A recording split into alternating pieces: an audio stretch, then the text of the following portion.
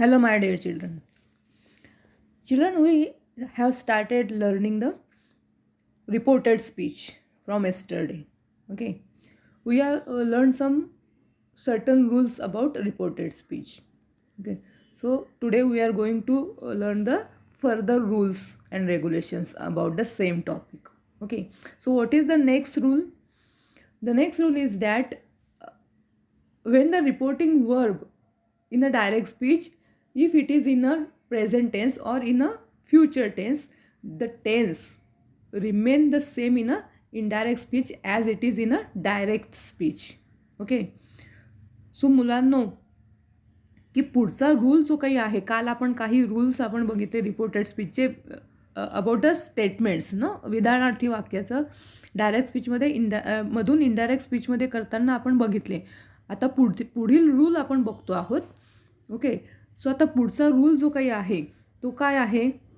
See the fifth rule. आपण काल चौथ्या रूलपर्यंत बघितला आहे, नियमापर्यंत बघितला आहे. आज आपण पाचवा नियम बघूया की डायरेक्ट स्पीचमधील रिपोर्टिंग वर्ब जर वर्तमान काळामध्ये म्हणजे प्रेझेंट टेन्समध्ये किंवा भविष्यकाळात म्हणजेच फ्युचर टेन्समध्ये असेल तर इनडायरेक्ट स्पीचमध्ये डायरेक्ट स्पीचमधील काळ म्हणजेच टेन्स बदलावा लागत नाही. नीट लक्षात ठेवा, कारण आत्तापर्यंत जे आपण उदाहरणं बघितली की जे रूल्स अँड रेग्युलेशन्स आतापर्यंत आपण बघितली त्यामध्ये आपण रिपोर्टिंग वर्ब हे प्रेझेंट किंवा फ्युचर टेन्समध्ये घेतलेलं नव्हतं. इथे प्रत्येक ठिकाणी आपल्याला रिपोर्टिंग वर्ब हे पास्ट टेन्समध्येच दिसत आहे.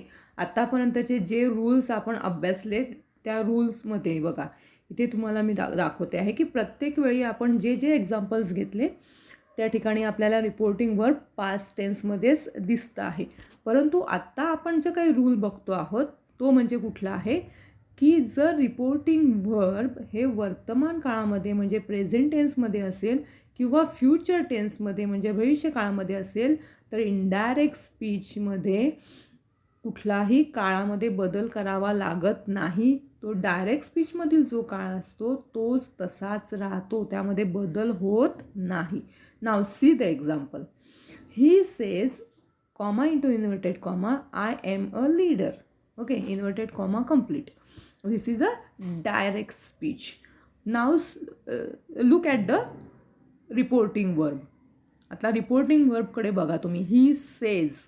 आता सेज हे जे काही रिपोर्टिंग वर्ब आहे ते कुठल्या काळामध्ये आहे? Present tense. कसं ओळखलं प्रेझेंट टेन्स आहे? कारण सेला काय लागलेलं आहे? एस लागलेला आहे. आणि आपण बघितलं की सिम्पल प्रेझेंट टेन्समध्ये क्रियापदाला एस किंवा ई एस लागतो जेव्हा करता हा सिंग्युलर असतो. ओके, आणि म्हणून तुमच्या लक्षात आलं की रिपोर्टिंग वर्ब हे काय आहे? प्रेझेंट टेन्समध्ये आहे, वर्तमान काळामध्ये आहे. ओके, सो तेव्हा आपण बघतो आहोत की डायरेक्ट स्पीच जे काही आहे त्यातील काळ बदलावा लागत नाही. मग त्यातील हा काळ कुठला आहे? I am a leader. Me leader आहे. लीडर म्हणजे प्रमुख. ओके, मी प्रमुख आहे. मग हा काळ बदलावा लागणार नाही. परंतु जे काही बदल आहेत म्हणजे प्रोनाऊनमध्ये बदल असणार, प्लेस असेल एखादा ज्याला आपण म्हणू स्थळदर्शक शब्द असेल तर तो बदलावा लागेल वगैरे अशा प्रकारे. परंतु काळ बदलायचा नाही. आणि म्हणून ते इनडायरेक्ट स्पीचमध्ये कसं होणार मुलांना बघा. He says that. That conjunction वापरल्यानंतर बाकीचे बदल होतीलच. आयचं काय झाला? ही झाला. कारण कोण बोलतो आहे? आय हे कोण म्हणतं आहे? ही. ओके, तो. म्हणून त्याचं काय झालं? ही. आता आय हा इथे करता आहे म्हणून इथे काय झालेलं आहे? ॲम वापरलेला आहे. परंतु इथे करता बदलला, आयचाही झाला म्हणून इथे पुढील जे काही सहाय्यकारी क्रियापद आहे किंवा टू बी स्वरूप आहे ते काय होणार आहे? इज. म्हणजे कर्त्याला अनुसरून ते होणार आहे. पुढील वाक्य जसंच्या तसं कॉमा काढून टाकायचं आहे, इन्व्हर्टेड कॉमा काढून टाकायचं आहे.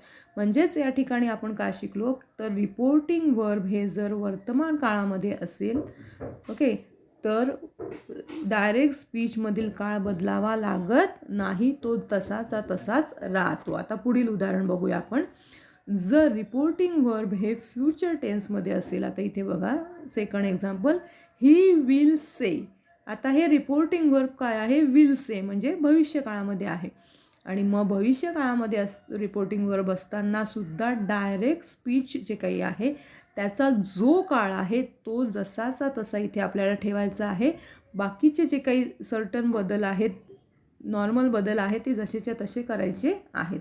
मग बघा, he will say that, I म्हणजे कोण? ही. ओके, सो त्याचं आयचं काय होणार? ही. त्यानंतर आय लाईक दॅट सिनेमा, हा कुठला काळ आहे? सिम्पल प्रेझेंट टेन्स आहे. हा सिम्पल प्रेझेंट टेन्स जो आहे तोच या ठिकाणी राहणार आहे.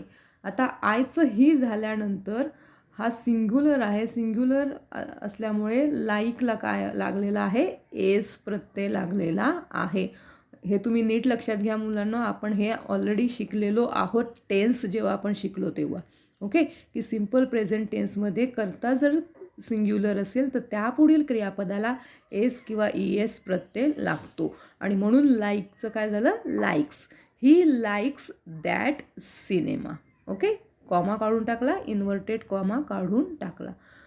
सो 5वा रूल आपण इथे अभ्यासले आहे. पुन्हा पुन्हा मी रिपीट करते आहे की रिपोर्टिंग वर्ब हे वर्तमान काळामध्ये असेल तर, त्याचबरोबर फ्युचर टेन्समध्ये भविष्य काळामध्ये असेल तर इनडायरेक्ट स्पीचमध्ये काळ बदलावा लागत नाही. जो डायरेक्ट स्पीचमध्ये असतो तोच काळ जसाचा तसा ठेवायचा आहे.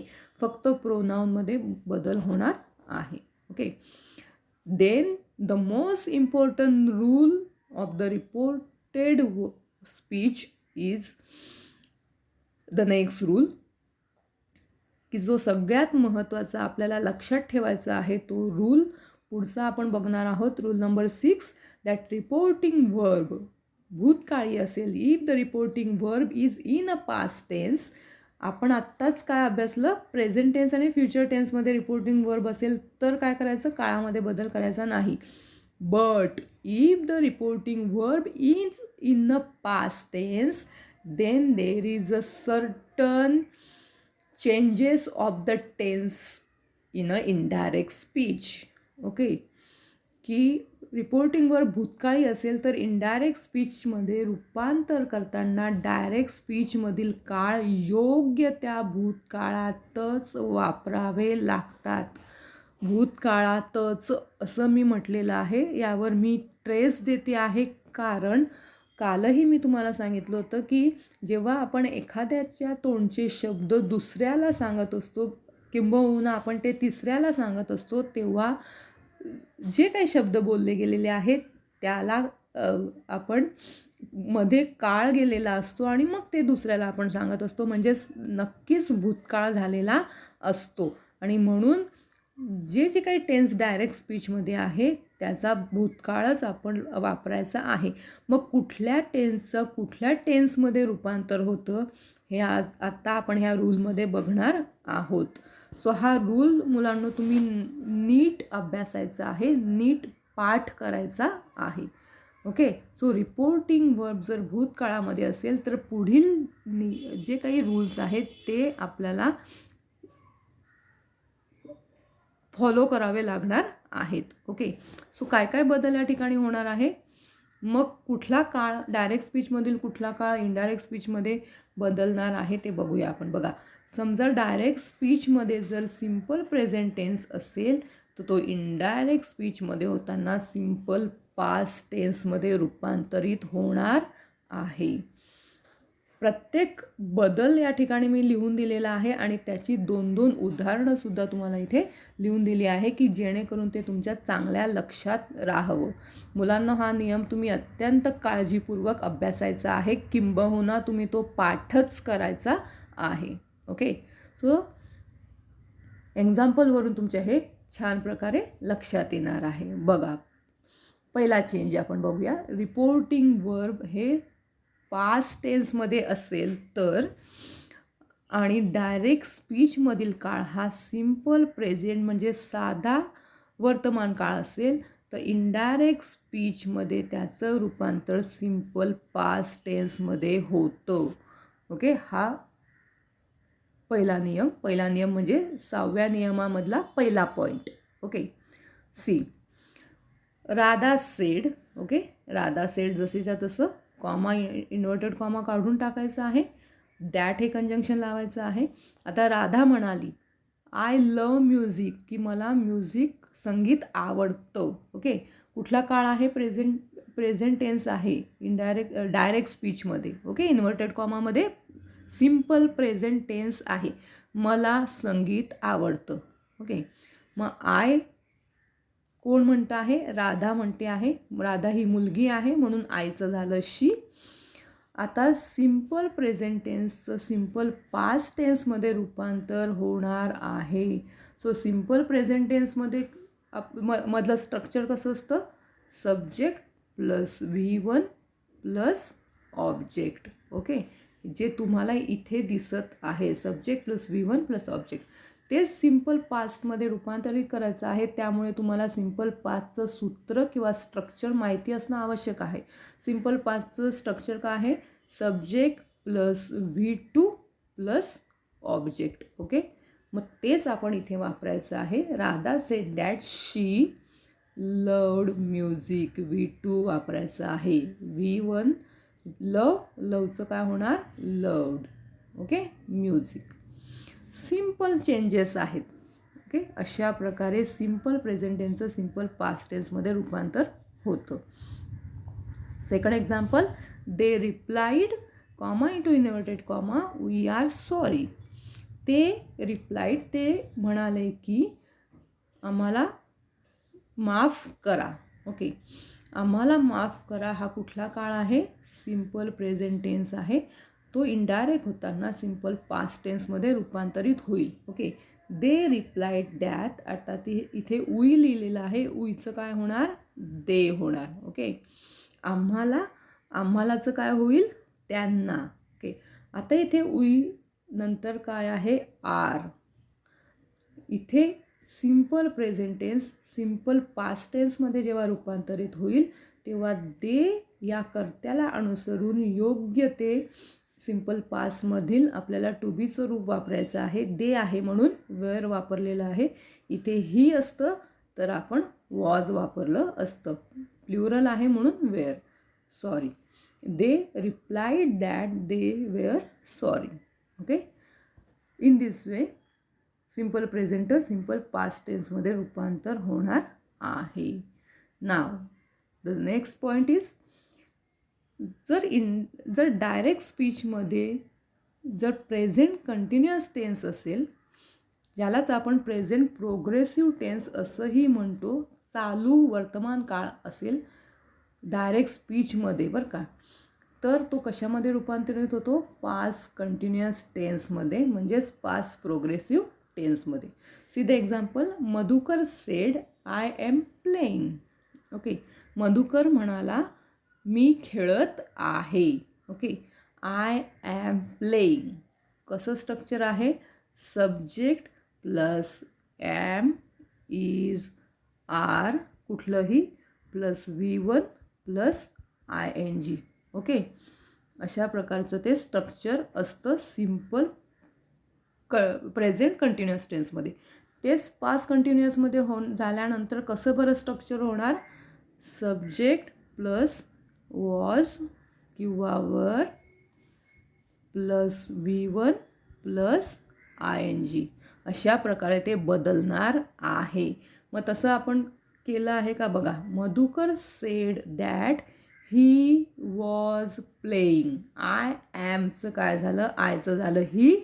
ॲमचं काय झालं? ही करता असल्यामुळे वॉज झालं playing.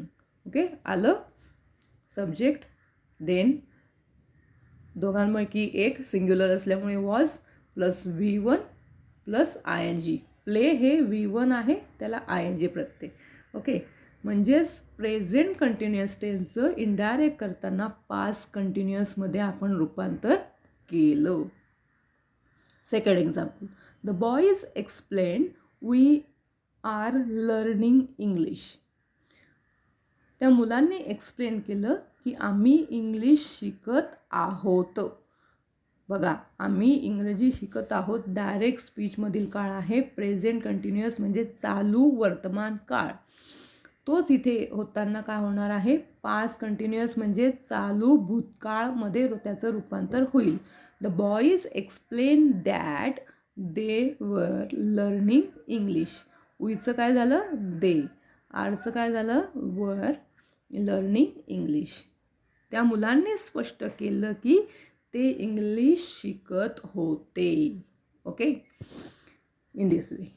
The next tense is present perfect असेल तर त्याचं कशामध्ये रूपांतर होतं? पास्ट परफेक्टमध्ये रूपांतर होतं. See the example. She answered I have done it. Now मुलांना इथे तुम्हाला प्रेझेंट परफेक्ट टेन्सचं स्ट्रक्चर काय आहे ते माहिती असलं पाहिजे. What is the structure of present perfect? Present परफेक्टचं काय स्ट्रक्चर असतं? सब्जेक्ट प्लस हॅव किंवा हॅज प्लस V3 असतं. ओके, आणि पास्ट परफेक्टचं काय असतं? Subject plus had plus V3. Okay मुलांनो, तुम्हाला टेन्स माहिती असणं आवश्यक आहे, त्याचे स्ट्रक्चर्स माहिती असणं आवश्यक आहे, जे आधी आपण पाठ केलेले आहेत. आय होप की तुम्ही ते पाठ केलेले असतील. सो प्रेझेंट परफेक्टचं पास्ट परफेक्टमध्ये रूपांतर होईल. She answered I have done it. I subject वापरला, आय आहे म्हणून इथे काय वापरले आहे? हॅव. V3 वापरलं आहे, डन.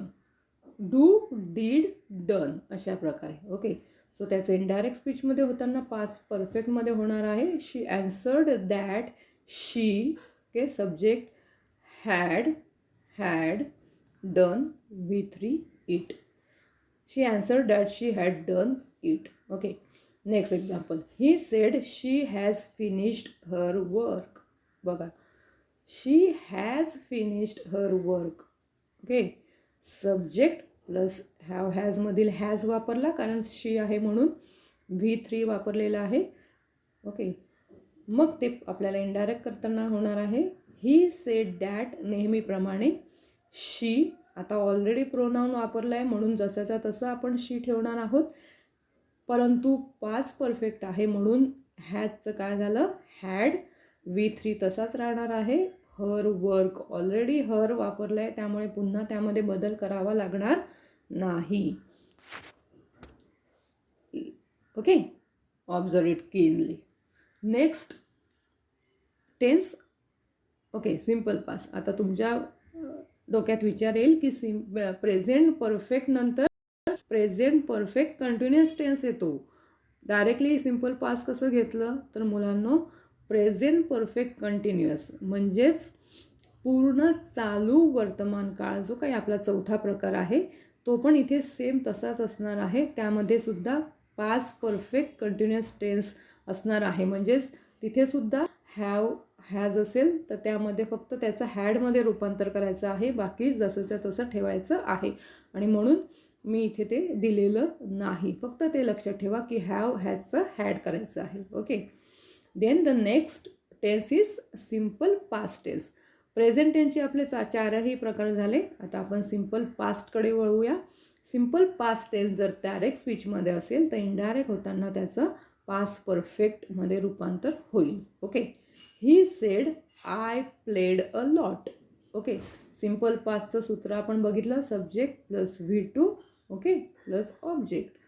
तर पास्ट परफेक्टचंही आत्ताच आपण नुकतंच बघितलं, subject plus had plus V3. Okay, so या या टेन्समध्ये म्हणजे या स्ट्रक्चरमध्ये रूपांतर होईल. बघा, I played a lot. He said that he had played a lot. He had played, okay, V3 हे प्लेड हे V3 आहे, played a lot. Okay, they replied we did the work. They replied that, वीचं काय होणार? दे.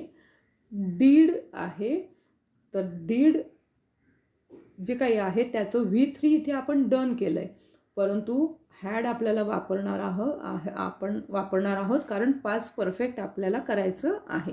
We did the work असं म्हटलेलं आहे, परंतु इथे आपण असं करणार आहोत वीचं they had done the work. डीडचं V3 आपण डन केलं. Okay, so they had done the work in this way. Now the next tense is past continuous टेन्सचं काय होणार? पास्ट परफेक्ट कंटिन्युअस टेन्समध्ये रूपांतर होईल.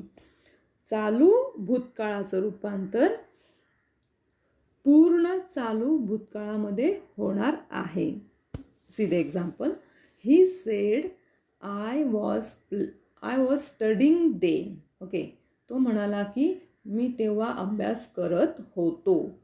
ओके, पास्ट कंटिन्युअस टेन्स आहे, त्याचं होणार आहे past perfect continuous.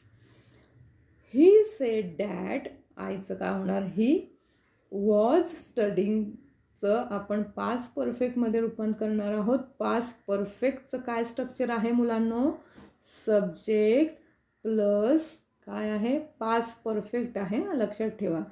Had plus been plus V1 plus ING. हे कशाचं स्ट्रक्चर आहे, पास्ट परफेक्ट कंटिन्युअसचं. मग तेच आपण इथे वापरणार आहोत. ही सेड दॅट नंतर ही हा सब्जेक्ट आहे. ओके, हॅड बीन आपल्याला वापरायचं आहे, had been. Then V1 plus ING, आपण स्टडी हे V1 वापरलं, ING plus then. Okay, he said that he had been studying then. Okay, so past continuous हे काय डायरेक्ट स्पीचमधील काळ आहे, तो इनडायरेक्टमध्ये होताना पास्ट परफेक्ट कंटिन्युअस झालेला आहे. ओके, दुसरं उदाहरण बघूया. ही सेड दे वर प्लेइंग हे आहे past continuous tense. He said that they had been playing. Okay, past perfect continuous आहे म्हणून हॅड बीन प्लेइंग असं आपण करणार आहोत. Now the next tense is past perfect tense असेल तर त्याचं रूपांतर कशात होईल, कशातही नाही. It remain a past perfect tense, म्हणजेच इनडायरेक्ट करताना त्या काळामध्ये कुठलाही बदल होणार नाही. जर डायरेक्ट स्पीचमधील काळ जर पास्ट परफेक्ट असेल तर इनडायरेक्ट स्पीचमध्ये सुद्धा तो पास्ट परफेक्टच राहणार आहे. म्हणजे पूर्ण भूतकाळ आहे, हो की नाही. पास्ट परफेक्ट म्हणजे पूर्ण भूतकाळ. मग पूर्ण भूतकाळाचं अजून कशामध्ये रूपांतर करणार, कशामध्येच नाही, ते पूर्ण भूतकाळच राहणार आहे. Okay, he said I had seen it. Okay, so indirect करताना he said that he had seen it. So simple. Okay, they answered we had found it. So they answered that they had found it. कुठलाही बदल नाही. Okay, the next tense is past perfect continuous. Okay, if the tense in a direct speech is the past perfect continuous, then it's remain the past perfect continuous. त्यामध्ये कुठलाही बदल होत नाही. जसं past परफेक्टमध्ये कुठला बदल होत नाही तसंच पास्ट परफेक्ट कंटिन्युअसमध्ये सुद्धा कुठलाही बदल होत नाही. She said I had been doing it. Okay, I had been doing it. Past perfect कंटिन्युअसचं सूत्र आपण ऑलरेडी बघितलं आहे. Subject plus had plus been plus V1 plus ING. Okay, तो तसा काळ ठेवायचा आहे. She said that she had been doing it. फक्त काय करायचं आहे आपल्याला, कॉमा इंटू इन्व्हर्टेड कॉमा काढून टाकायचा आहे. Okay, they said we had been watching the birds. They said that वीचं आपण काय करणार आहोत, they had been watching the birds. Full stop. So simple it is.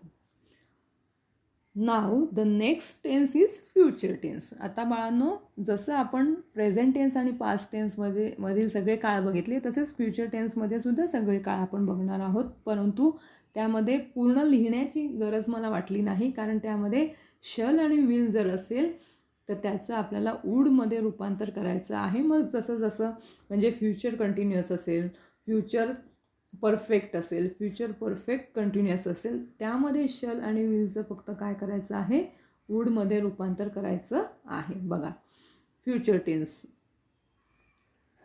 Rupa said I shall help him. Rupa म्हणाली मी त्याला मदत करेन. ओके, सो शल आहे इथे, त्याचं फक्त काय होणार आहे, वूडमध्ये रूपांतर होईल. Rupa said that she would help him. Okay, इथे ऑलरेडी द्वितीयाचं रूप वापरलं आहे म्हणून ते जसंच्या तसं राहणार आहे. फक्त रूपा ही मुलगी आहे म्हणून आईचं काय झालं, शीमध्ये रूपांतर झालं. He said he will be sleeping by now. He will be, आता ही विल बी स्लीपिंग हा कुठला टेन्स आहे, फ्युचर कंटिन्युअस टेन्स आहे. सो फ्युचर कंटिन्युअस असला तरीही त्याचं काय होणार आहे, विलचं होईल वूड. ओके, बाकी जसंचा तसं. ही सेड दॅट ही. ओके, आता बाळांनो आपण कॉमा काढून टाकणार आहोत, इन्व्हर्टेड कॉमा काढून टाकणार आहोत. म्हणून ही इथे जे काही कॅपिटल लिहिलेलं आहे एच, तो इथे आपल्याला कॅपिटल लिहायचा नाही. नेहमी लक्षात ठेवा की इन्व्हर्टेड कॉमा नंतर पहिलं लेटर हे कॅपिटल लिहावं लागतं. ओके, पण इथे आपण इन्व्हर्टेड कॉमा काढून टाकला म्हणून आपण ही हा स्मॉल लिहिणार आहोत एच. ओके, सो विलचं आपण इथे वूड केलं, पुढील जसंच्या तसं. परंतु इथे नाऊ जे काही आहे ते इथे देन होणार आहे. नाऊ म्हणजे आता, परंतु जेव्हा ते आपण नंतर दुसऱ्याला सांगणार आहोत तेव्हा आपण ते तेव्हा म्हणणार आहोत. ओके, सो नाऊचं देन होणार आहे. बाकी शल आणि विल जर असेल तर त्याचं वूडमध्ये रूपांतर करायचं आहे. सो मुलांना इथे आपण पूर्ण काळ अभ्यासले. डायरेक्ट स्पीचमधील जर अशा प्रकारचे काळ असतील तर ते कशामध्ये रूपांतर होतात हे आपण पूर्णपणे इथे अभ्यासलं आहे. ते तुम्ही नीट पुन्हा पुन्हा बघायचं आहे आणि अभ्यासायचं आहे. आता काय आपण अभ्यासलं काळामध्ये हेच मी तुम्हाला इथे चार्टमध्ये लिहून दाखवलेलं आहे. ते पुन्हा एकदा अभ्यासा. बघा, जे आपण इथे बघितलं की शल विलचं काय करायचं आहे, वूड करायचं आहे. ॲम इज आरचं काय करायचं आहे, वॉज वेअर असेल तर त्याचं काय करायचं, हॅव हॅज असेल तर काय करायचं. आता हे जर काळ तुमच्या लक्षात राहत नसतील तर तुम्ही हे नीट लक्षात ठेवा की सहाय्यकारी क्रियापदांमध्ये म्हणजे ज्याला आपण हेल्पिंग वर्ब असं म्हणतो त्यामध्ये काय बदल होतात. बघा, त्यामध्ये पुढील प्रकारचे बदल होतात. डायरेक्ट स्पीचमध्ये जर हे असे जे सहाय्यकारी क्रियापदं असतील तर त्याचं इनडायरेक्ट होताना अशामध्ये रूपांतर होतं. मग हे तुम्ही पाठच करायचं आहे. बघा, डायरेक्ट स्पीचमध्ये जर ॲम इज आर असेल कर्त्याला अनुसरून तर इनडायरेक्टमध्ये आपण ते कर्त्याला अनुसरून वॉज किंवा वरचा उपयोग करायचा आहे. सिंग्युलर असेल तर वॉज लिहायचं आहे, प्ल्युरल असेल तर वेअर लिहायचं आहे. देन शॅल विल असेल तर जे आत्ताच आपण बघितलं की शॅल विलचं काय होणार आहे, वूडमध्ये रूपांतर होणार आहे. सो शॅल असेल तरी वूड करायचं आहे, विल असेल तरीही वूड करायचं आहे.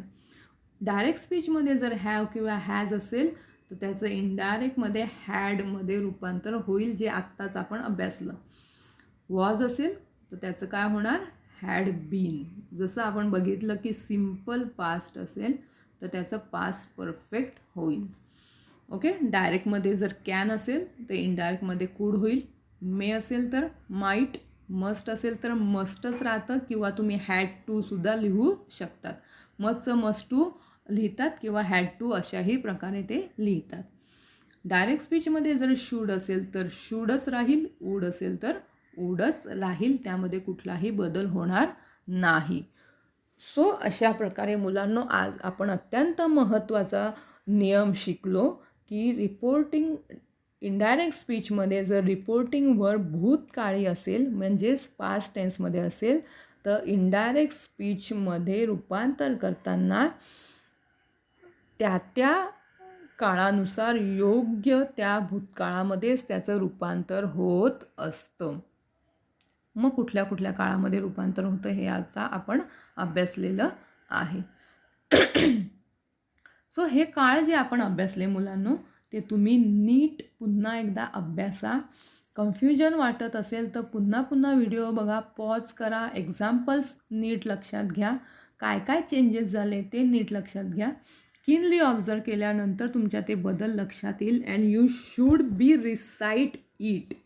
ओके, तुम्ही ते रिसाईटच करायचे आहेत, पाठच करायचे आहेत. हे जे काही सहाय्यकारी क्रियापदांमध्ये मी तुम्हाला जे काही बदल होतात ते लिहून दाखवलेले आहेत तेही तुम्हाला इथे पाठच करायचे आहेत. ओके, हे सगळे जे काही बदल होतात ते तुम्हाला इथे पाठ करायचे आहेत, विसरायचे नाहीत. ओके. सो मुलांनो, आज आपण इथेच थांबूया. अजूनही रूल्स अँड रेग्युलेशन्स आपल्याला अभ्यासायचे आहेत, परंतु जसं मी तुम्हाला म्हटलं की एका दिवशी जास्तीत जास्त रूल्स जर तुम्हाला शिकवले तर ते तुमच्या फारसे लक्षात राहणार नाहीत, आणि म्हणून आपण थोडेच रूल्स शिकतो आहोत. Okay, so for today that's it only. Okay, we will meet in the next lecture. You have to recite such a rules, no? In the next lecture we have to learn the next rules and regulation of the statements only. Okay, till then, goodbye.